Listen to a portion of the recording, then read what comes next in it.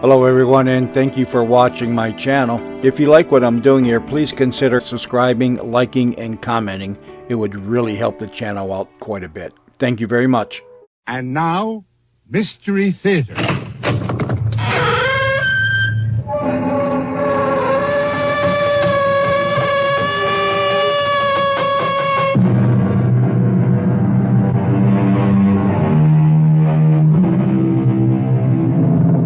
Come in. Welcome. I'm E.G. Marshall. Most people look upon their own everyday lives as being routine, without much excitement. But that shouldn't stop anyone from having an active imagination. This is why we make our escape from the humdrum with stories of adventure, mystery, and murder. Another mental activity most people enjoy is fitting together the pieces of a puzzle. The stranger the shapes, the more challenging that puzzle becomes. Our present puzzle concerns a young man who is called upon to use all his wits in figuring out the whereabouts of a string of deadly pearls. Now, it's absolutely essential, Keith, that you understand the importance of this assignment. I believe I do, sir. If those pearls aren't recovered, and recovered soon, it's an established fact that someone else will die. I understand. And no matter what happens, no one on that island must have any idea who you really are or what you're doing there. Check. You better be a good actor. I think I can manage that. What do I have to lose? You could lose your life.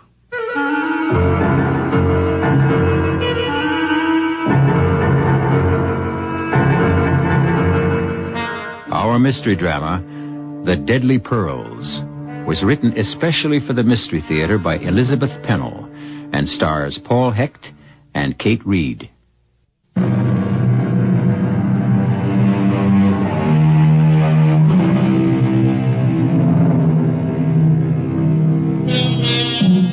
Although the FBI and the Honolulu police were in on the case, because of certain peculiar circumstances, it was important that the criminal be apprehended by a private investigator. This hazardous assignment went to Keith Spencer, a young man who had proved his physical courage in wartime service. But other qualifications were required for the job, as explained when Keith had his final briefing in San Francisco with the head of the Gordon Investigating Service.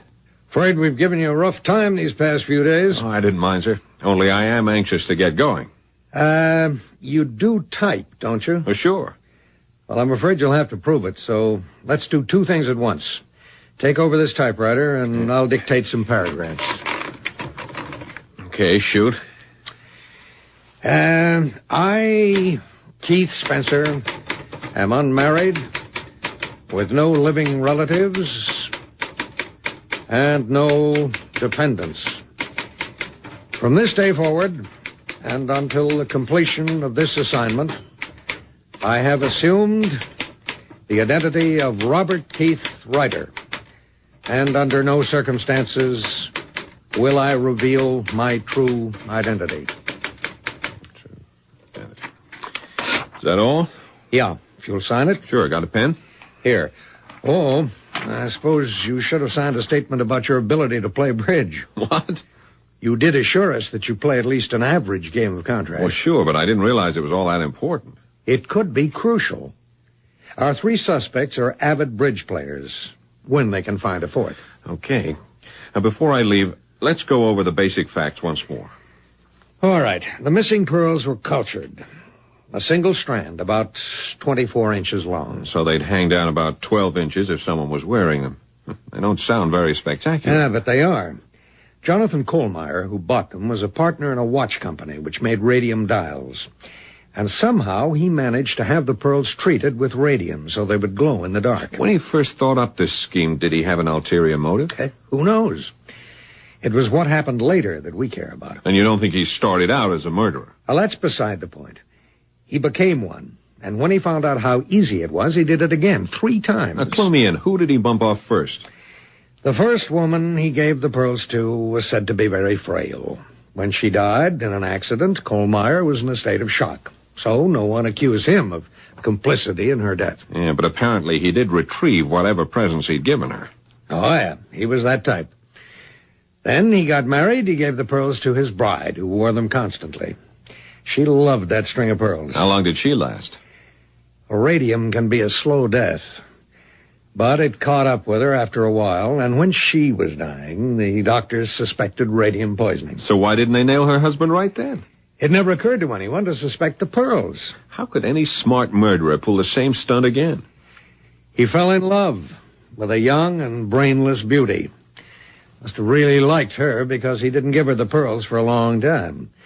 Not till he retired and they moved to Hawaii. What did she do to deserve such a present? Started playing around with another man. That did it. Kohlmeyer gave her the pearls. She moved out, went off with the pearls and her new boyfriend to a scarcely inhabited island, a small one, well offshore from Oahu.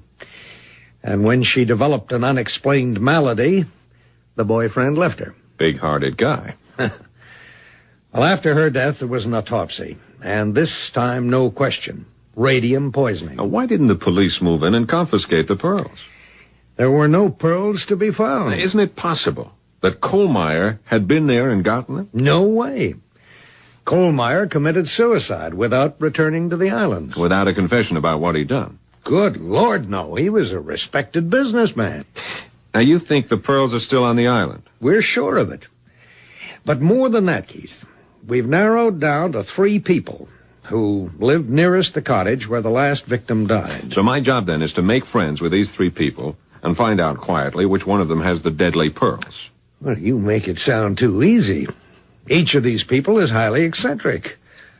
The few people who come and go from that island are under constant surveillance. Including me. Naturally. The pearls were usually kept in a narrow box. It looked like an ordinary jeweler's box, but it was made of lead. Protection against the radium, of course. Means it would be heavier than most boxes that size. Well, that makes it seem more elegant. The box is covered with purple velvet and lined with satin. How original. I know. It won't look much different from any jewel box you've ever seen.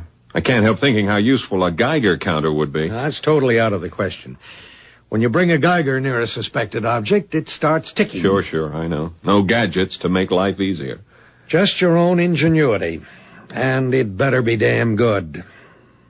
Well, there's not much more I can say, except to wish you luck.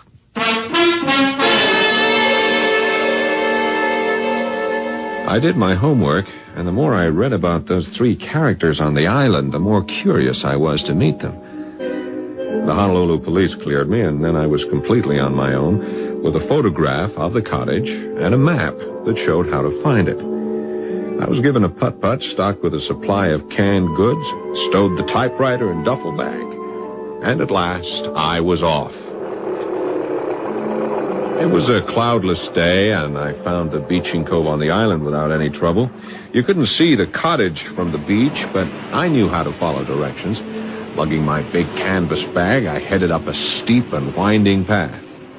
And there it was, a neat, modern cottage with an enormous deck from which there must be quite a spectacular view. But I had a spectacular view myself just then, because on that deck was a dazzling blonde, obviously sunbathing. She sprang to her feet in all her glory, and I would have been speechless, except I knew I couldn't be. Who the hell are you? This is the Kohlmeyer cottage, isn't it? What business is that of yours? I'm the new tenant. This place is not for rent. No, that's right, not anymore. I've signed the papers. It's mine, for at least a year. Who are you? Oh, I'm sorry. How rude of me not to introduce myself. I'm Robert Keith, a writer in search of a quiet place to hang a typewriter. I don't believe you. The last thing we need around here is a writer. Lady, I am planning to live here. Not if I can help it. Okay.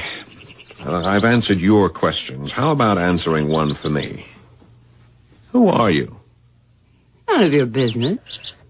Since you claim the house is yours, let's see you open the door. Just what I was about to do. I understand it takes 2 keys. And here they are. Both of them. Where'd you get those keys? Now, do you believe me? Big deal. You opened the door. And now I know who you are. You're a policeman. They sent you here to spy on us. Well, I'm not going to stand for it. When the supply boat comes around tomorrow, I'll send a message back to my lawyer. No penny anti-flunky is going to be spying on me. I assure you I'm not Don't going bother to be... to unpack your things, Robert Keith, because tomorrow... really, Miss... Mrs. Walsh. Mrs. Barbara Walsh. And you'll find that I have protection against people like you. The gorgeously suntanned Mrs. Walsh slipped her feet into sandals, picked up her beach towel from the deck, and started along the path which led from the north side of the cottage. You must understand that during our entire conversation, Barbara Walsh was completely in the buff. No bikini, nothing. Except around her neck and dangling in long loops over her well-formed body. Not pearls, but necklaces made of those decorative native seeds strung together. Ropes and ropes of them.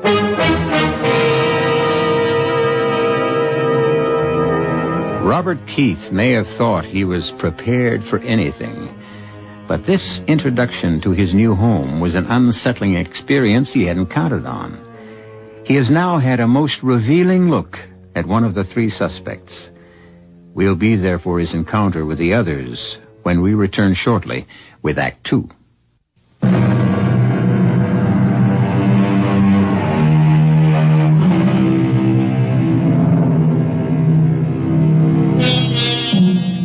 Robert Keith found the cottage very much to his liking. He had expected something rather dark and sinister, but one wall of the living room had a big picture window, and in the bedroom there was a slanting skylight directly over the bed. It was certainly no place to hide, and Keith realized that whatever he did could be watched at close range, if anyone cared about what he was doing. He spent the first evening getting settled, and after a late supper of canned goods, he turned in for the night. At about 3 o'clock in the morning, he was sleeping soundly when... What the devil? Hey, who's out there? Well, bless my soul. Hey, would you mind pointing that gun in another direction? Not until I find out what you're up to. Now, look, I was sound asleep. I'm living here. No one lives in this house. Put up your hands. Now, put down your gun, would you, sir? Sir, I'm a man of honor. Colonel George Madison's the name, Army retired. And no one sets foot on this island without reporting to me. Yeah, well, I was sorry. I didn't know that, Colonel. And if you'll come in, I'll show you my credentials. What the hell's that? Is there someone else out there? No. Wait a minute. I'll check you out later. Right now, I recommend you go back to bed. Oh. There's a wild boar under the deck, and I aim to get him.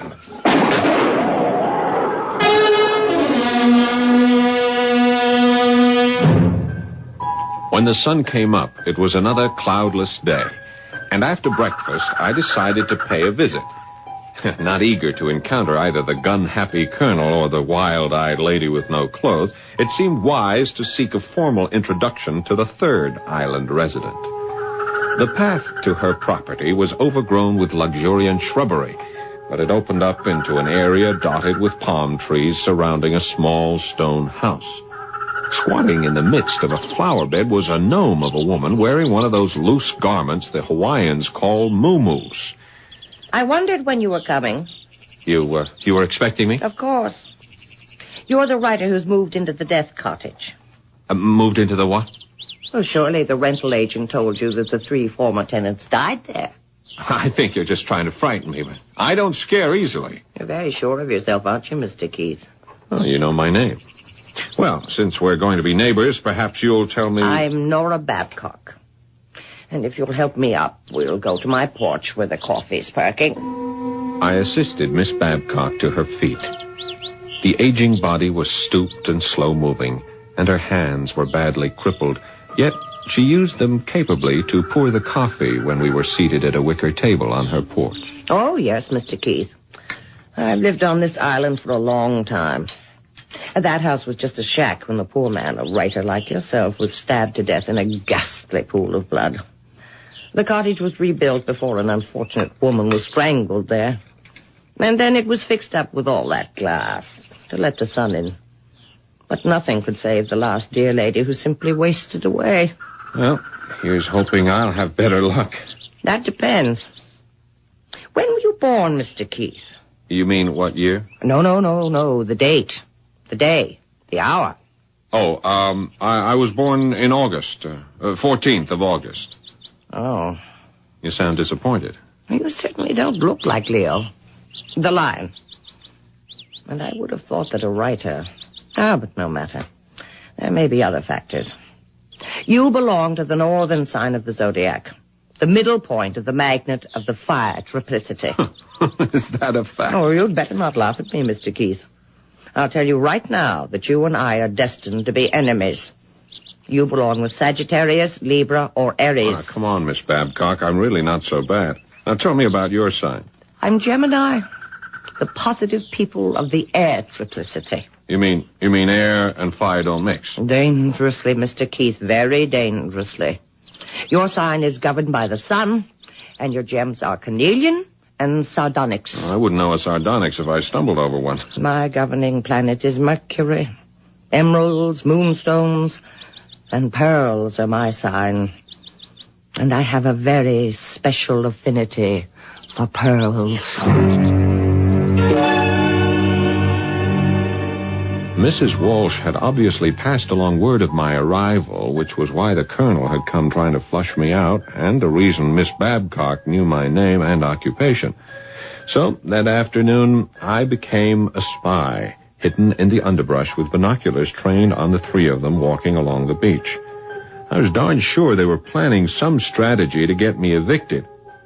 Then, Colonel Madison left the two ladies and headed up the trail toward my house. I went quickly to the typewriter and pretended to be busily at work. Hello there, Mr. Keith. I hope I'm not disturbing you. Beautiful day, isn't it? Yes, that it is. How are you, Colonel? No, couldn't be better. Say, I'm sorry about last night. Wouldn't want you to think we're not hospitable around here. Do you mind if I sit down? No, please do. I was beginning to feel like an outcast. I gather you've met the ladies. Yes, they didn't exactly give me a warm welcome. Pay no attention. Batty old Babcock won't be a problem. She's usually off in outer space, talking to the stars. I gather she's hipped on astrology. Oh, mad as a hatter, even though she does play a good game of bridge. You say you're also acquainted with Barbara Walsh? If you mean, have I had a good look at her, you're darn right. Stunning, isn't she? You said it. Well, look, tell me, Colonel, what's a woman like that doing all by herself way out here? Oh, but if this were a British colony, I'd say she's a remittance woman. She's being paid to stay away? Yeah, being paid very well. The big man in her life is a mafia type. They nabbed him. My guess is the family's afraid she'll talk unless she's kept well out of the way until he's released from jail. What's he in for? Oh, drug traffic, I think. I don't know. Dealing in stolen goods. Let's talk about you, Mr. Keith. You writer fellows interest me. What's your special subject? I'm a novelist, science fiction sometimes, but mostly light stuff. Know anything about pearls? No, not much. How'd you like to come over to the other side of the island and watch the pearl divers? Pearl divers? Here? Oh, well, it's not like Ceylon or the Sulu Sea, but they go through the motions here twice a week during the season. Occasionally they come up with a creditable pearl. Come along if you want to. Well, I'd like that very much. Fine. Oh, wear some stout walking shoes, and I'll pick you up in about an hour.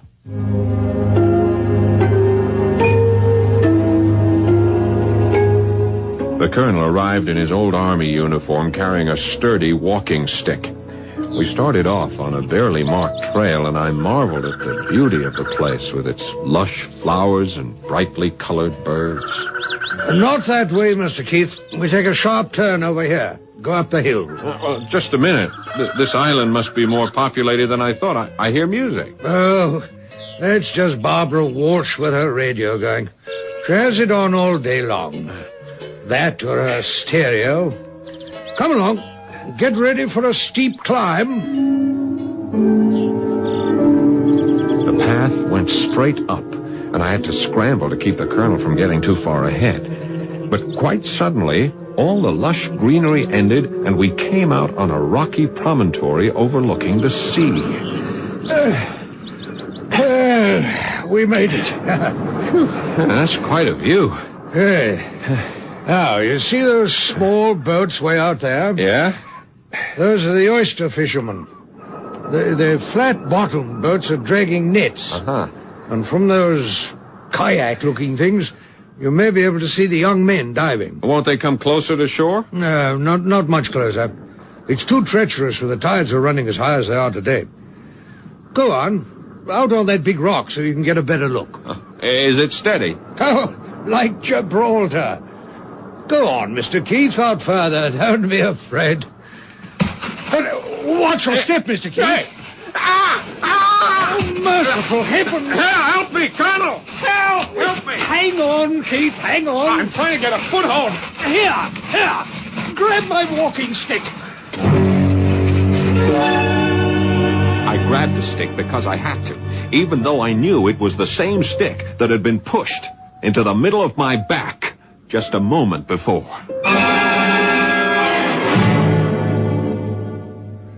I'll say you're a brave man, Keith. I like the way you handled yourself back there on the rocks. I wouldn't say I had much alternative. It was all the fault of your shoes, Mr. Keith. That's what it was.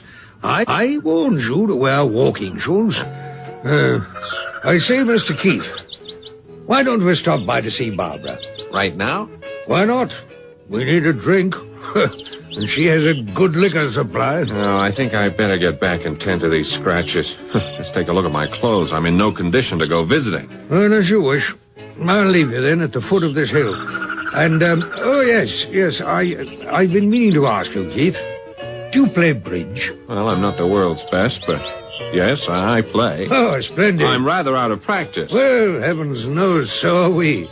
Well, let's say my house, Friday evening. Come for supper, around 7. Well, thank you. Dear me, Mr. Keith, you did get scratched up. Your hands are still bleeding. Perhaps I should go with you. I'll be all right. Yes. Well, I'm off then to tell the ladies the good news. Good news? Why, yes. The good news that we found a new bridge partner. And I might as well warn you to bring a fat wallet. Our stakes are high.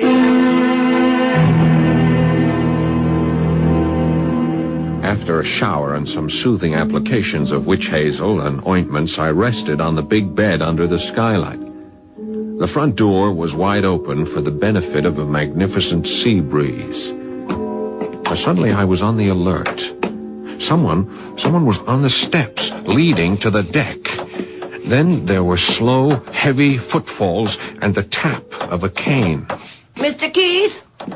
Mr. Keith?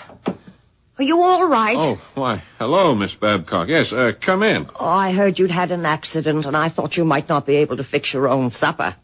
So I've brought you some nice oyster stew. Oh, well, that's very thoughtful of you. There. It's one of my specialties. Just warm it up. Oh, thank you very much. Sit down. Won't you share the stew with me? No. I've had my dinner.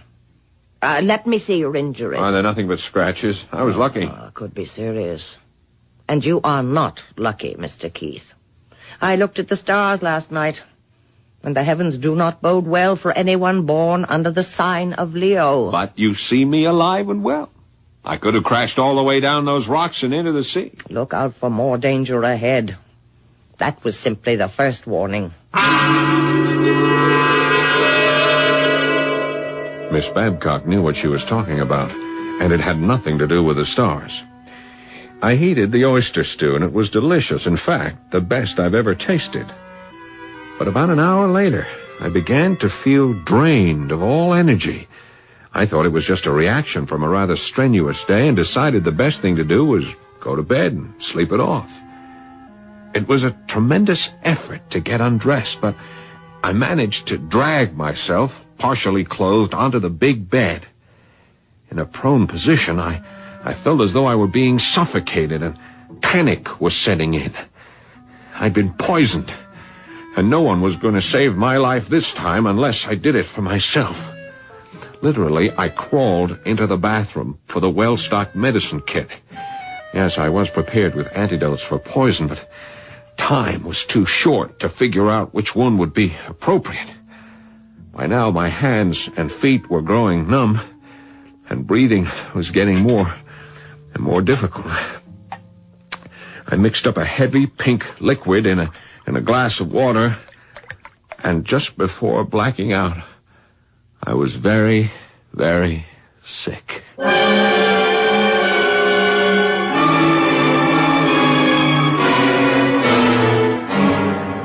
When I came to, I was lying on the bathroom floor, weak but grateful to find I was still alive. Very slowly, I got to my feet and staggered toward the bedroom, hoping at last to sleep off the effects of whatever had been in that poisonous stew. But my whole body sagged, and I knew I'd never make the bed, so I eased myself down on a narrow couch in the living room and fell instantly into a heavy slumber. Once again, it must have been about 3 o'clock in the morning when there was a sound which would have awakened the dead. The skylight in the bedroom, back flat against the wall. I waited for minutes that seemed like an eternity. No movement. Absolute silence. So I crept into the next room, armed with a flashlight, and cupping the beam, examined the bed. It was a mass of shattered glass.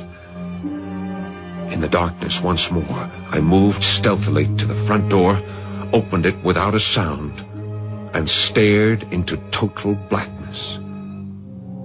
Slowly I raised the flashlight and then snapped it on full beam. Pointing straight down the path, facing directly toward me, stood the statuesque Mrs. Barbara Walsh, fully clothed in a long, dark kimono. And over her breasts hung a necklace of gems which burst into life like 4th of July sparklers.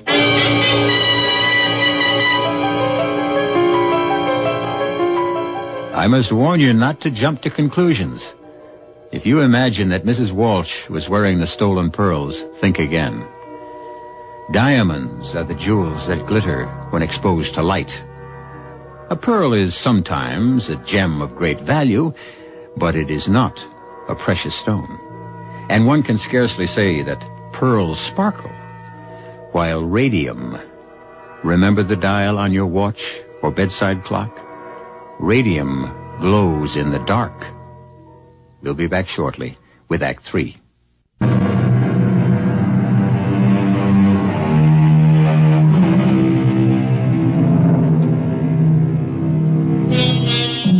Mercifully for Robert Keith, the next 2 nights and 3 days were totally uneventful. He dozed in the sun, occasionally pecked at the typewriter, and did a great deal of thinking. Keith looked forward eagerly to the evening of bridge, and as he approached the colonel's house for the first time, he found a charming, sprawling building with a table set out of doors on what the Hawaiians call a lanai. He was glad he had purchased a colorful sports shirt in Honolulu, although it paled beside the one Colonel Madison was wearing over his white slacks. Even Miss Babcock looked festive in her flowered muumuu. Hi. Ah, welcome, my boy, welcome. You're looking much better, Mr. Keith. Quite recovered, thank you. This island air will cure anything. Anything but my arthritis. Where's Barbara? Oh, always late. I suspect she's getting herself decked out, ready for the kill. Oh, you expressed things so aptly, Colonel. If it's like old times, Barbara will come prepared for murder at the bridge table. Oh, I'm speaking... Hello, everybody. Oh, Barbara. Well, you've outdone yourself. Hey, dazzling. Simply dazzling. Oh, Colonel. And, Nora, dear. I believe you've met Mr. Keith. My lawyer has verified that he exists. Well, I'm glad to hear that. Mr. Keith, you may have the right to live on this island, but that doesn't mean that I have to love my neighbor. No, Barbara. However, since we have so little opportunity for social occasions, I propose we declare an armed truce. But I'm not at war with you, Mrs. Walsh. Speak for yourself. Peace for the evening. Dinner began with oysters on the half shell. 6 enormous oysters for each of us. And I should be interested in your opinion of these, Keith. Delivered by my favorite fisherman, fresh from the beds this morning. Colonel, look. My horoscope said this would be a lucky day. Well, bless my soul. Oh, Nora has nothing on me. I found one, too. But I suspect you, Colonel. Come on, confess. All right, I confess. Party favors. There's a pearl in every oyster shell. You rogue. I must say this is rather a good one. Nice sheen. Oh, I love them. Every one. They feel so good. I thought the surprise was just for the ladies, but I see you've included me. Very pretty, Colonel. Well, let that be the beginning of your collection. I hope you won't mind if some of them are already pierced. You mean a pearl like this one has been removed from a string? Yes, that's right. Part of my hobby. I seldom find a string that meets my standards for matching, so I rematch them and mix them. But come, let's finish our dinner so we can get on to the battle.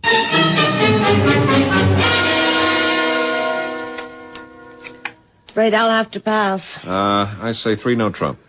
Well, 4 hearts. 5 no trump.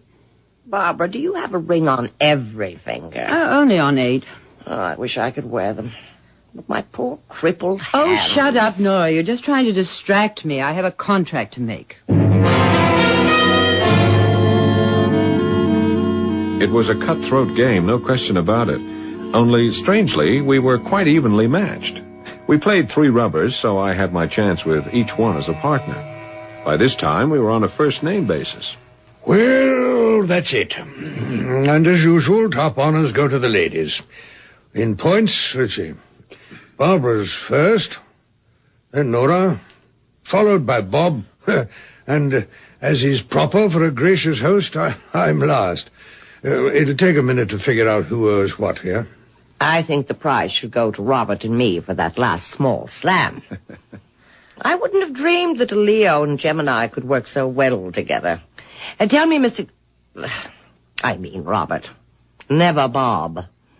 Isn't there some way you could find out the hour of your birth? What rubbish. Well, if it would please you, Miss Nora, I suppose I could write and ask my mother. Well, you do that. It's very important. Oh, Nora. Speaking of my mother, you've all given me a very good idea. Look, I'd like to send her a present.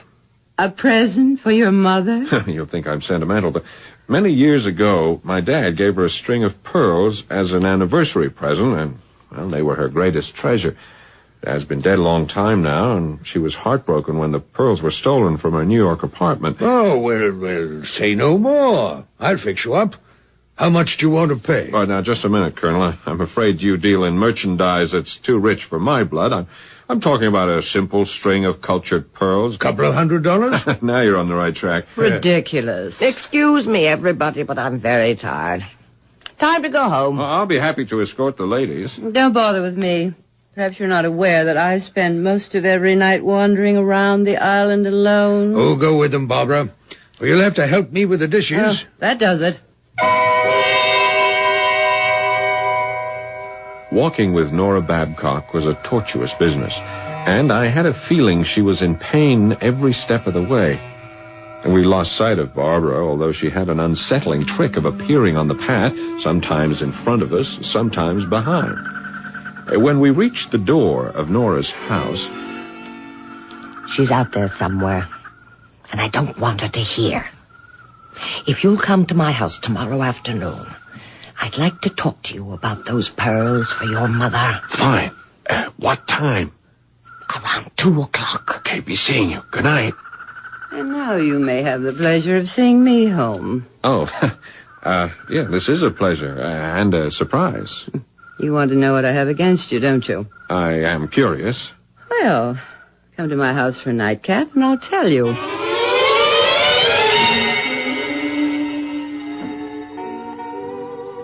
What do you think of my pad? exotic luxury. You writers have a way with words. But you don't fit the pattern. And what pattern is that? Novelist, I despise them. Oh, come on. We're no different from anyone else. My husband was. A woman-hater who wrote about women and knew nothing about them. Oh, that man crucified me in his books. I know, you're different. I could tell from the way you talked about your mother. Come over here. Sit on the couch. That's better. Hold my hand. You know, it's been frightfully dull around here. Pretty hands. But don't your fingers get tired under all those rocks? Take the rings off. It'll make you feel any more comfortable. Now, let's see. Rubies, diamonds, sapphires. Suppose you'd never stoop to wearing something as simple as a pearl. On the contrary, my most prized possession, I own a string of priceless pearls. Over there in that velvet box. May I see them? I don't put them on display for just anybody. If you're a good boy, I'll show them to you. Here, let me freshen your drink. You have some fascinating things in this room. That Buddha, for instance. It's carved from jade. And, are these the pearls? Put down that box. Oh, you said you'd show them to me. It's locked, and I have to get the key. Oh, yes, Bob. I said I'd show you the pearls. If you're a good boy. And I will. Tomorrow morning. After you spend the night.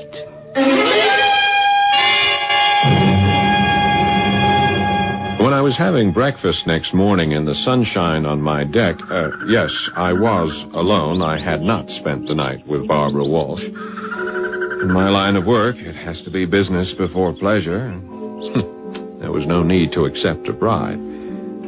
You see, when I picked up that purple velvet jewel box, it was light as a feather.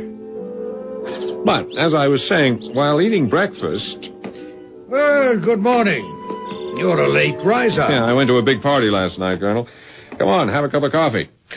I brought you something. Don't pay any attention to the looks of the box. The velvet's worn. It's been around for a while. It's what's inside that counts. I'd be glad to sell you the pearls. Open the box. Oh, they're beautiful. Well, these are not the ones we were talking about last night. I mean, this is a double strand. Obviously far more expensive. I know. They can be sold for several $1,000s someday. But my price to you still stands. Oh, no, Colonel. I just can't accept it. My good man, I'm offering you the kind of bargain that comes once in a lifetime. But it'll never do for my mother. Don't you have something else? Yes, of course I do. I thought I owed you a favor. Oh, you owe me nothing. Now, please, Colonel, if you'll let me go to your house, perhaps you could show me another string that would be... I'll show you nothing right now. Good morning, sir. The Colonel stomped off, and I knew I would have to change my approach if I wanted to look at his collection. Then I'd think about that later, because my next appointment was with Nora Babcock. Come in, Robert. Didn't we have a good time last night? You can be my bridge partner anytime. That's very sweet. I meant to ask you, how did you like my oyster stew? Oh, the taste was superb, but... Didn't it help you to go to sleep? Look, I'll level with you, Miss B. You put something in that stew, didn't you? Oh, the usual dash of chili sauce and plenty of rich cream. No. I mean something bad. I don't understand. That stew made me deathly ill. Why, I wanted you to sleep well after your accident, so I did put in a drop or two of my sedative. The kind that helps me. From one of those bottles. Perhaps it shouldn't have been combined with the seafood. Yeah, perhaps. I thought you were trying to poison me. How could you have such thoughts about a poor old lady? I take them all back. Mm-hmm. When is your mother's birthday? It's in June, like yours. Oh, I knew it. I knew it. My pearls were a present, and nothing would please me more than giving them to a Gemini. Oh, that's very generous of you, but Please, get the pearls for me, Robert. On that cabinet over there. Okay. You'll find the box is rather heavy. You say these pearls were given to you? Yes. Yes. By the dear lady who lived in your cottage. I took care of her, poor thing. And before she died, she gave me her dearest treasure. Open the box and tell me what you think.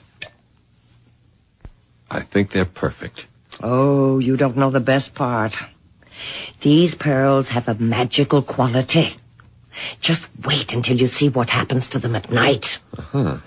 Pick them up, examine them. Yeah. I like the way they look against the satin. Oh, how I love them. Nora, just when do you wear these pearls? Oh, they're not for wearing. At least not for me. I like to fondle them. And before my hands got so bad, I used them the way the Greeks do. You know, worry beads. I've often taken them to bed with me. Nora, these hands of yours... Oh, it's not my hands. You see how hard it is for me to get around. Yes, I know. Have you been to a doctor? No use. I have my medicines, though they don't do much good. I know a fine doctor in Honolulu. I think he can help you. Will you let me take you to him? Oh, I couldn't let you do that, Robert. It's not in the stars. How many times have I told you? I've been warned never to trust a Leo. Look, Nora, for reasons I won't trouble you with, and that, of course, I wouldn't want the Colonel or Barbara to know, I'm not the person I've pretended to be.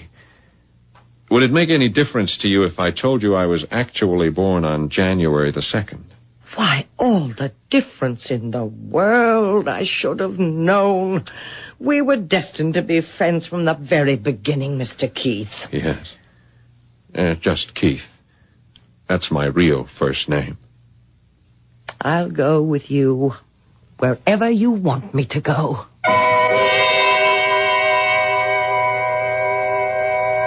Case closed. Miss Babcock's destiny was not written in the stars, even though she went to her grave believing it was. The deadly pearls were taken out of circulation, and Nora Babcock was given the best of care in a hospital, where they did what they could to ease the pain during the short time she had left to live. It was thought best not to shatter her dream, so she never knew that Keith Spencer was an orphan, or that her treasured pearls had been anything but a comfort. I'll be back shortly.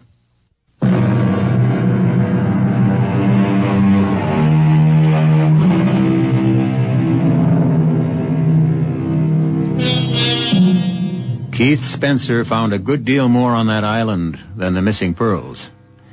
He stepped into the lives of 3 people whose philosophies did not agree with his, yet with each he had at least one point of mutual understanding. Our mystery was solved with the apprehension of a victim rather than a culprit. Our cast included Kate Reed, Paul Hecht, Grace Matthews, and Kurt Benson. The entire production was under the direction of Hyman Brown. This is E.G. Marshall inviting you to return to our Mystery Theater for another adventure in the macabre. Until next time, pleasant dreams.